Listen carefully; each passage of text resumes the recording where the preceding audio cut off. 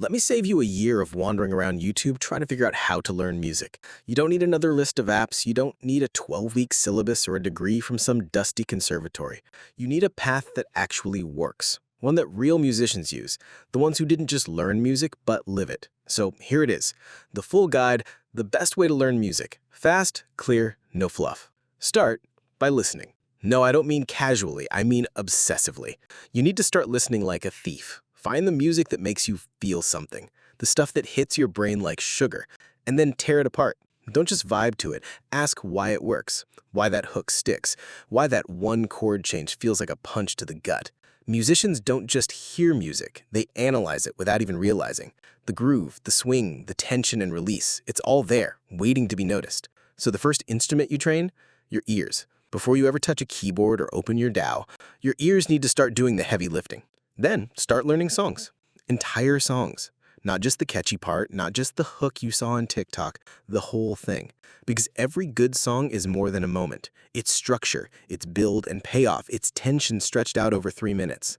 When you learn a full track, you're secretly learning form, transitions, pacing, and repetition, all the stuff no one tells you is part of writing music. Every bridge teaches you something about patience. Every pre-chorus teaches you something about setup. Most people skip this step and wonder why their own songs never go anywhere.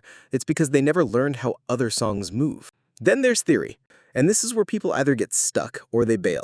Because theory, the way it's usually taught, feels like musical algebra. Here's the fix.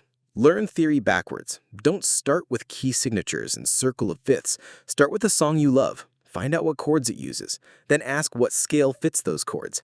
Then figure out what intervals are hiding in the melody. Let curiosity pull you in, not obligation. Theory makes sense when it solves a problem you actually have. Trying to figure out why a sad progression sounds mysterious? That's theory. Trying to make your melody hit harder on the chorus? That's theory too. But you have to flip it around. Use theory to explain music, not to gatekeep it.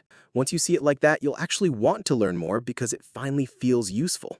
And while you're doing all this, you need to be writing. Not eventually, not once I get better, now, with whatever tools you have. You don't need to wait until you're good to start making music. In fact, the only way you'll get good is by making tons of bad music first. Write loops, write 4-chord progressions, write nonsense, make ugly demos. Because writing is where you connect all the dots. What you've heard, what you've learned, what you feel.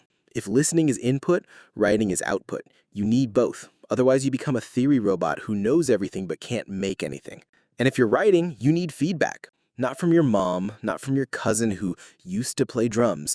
You need other musicians, beginners, pros, weirdos, people who are on the same path or a few steps ahead. That's where real progress happens. Because when someone else hears your work, they'll notice the things you've been ignoring. They'll tell you what's working. They'll tell you what needs fixing. And they'll remind you that you're not crazy for caring about music this much. So that's the path.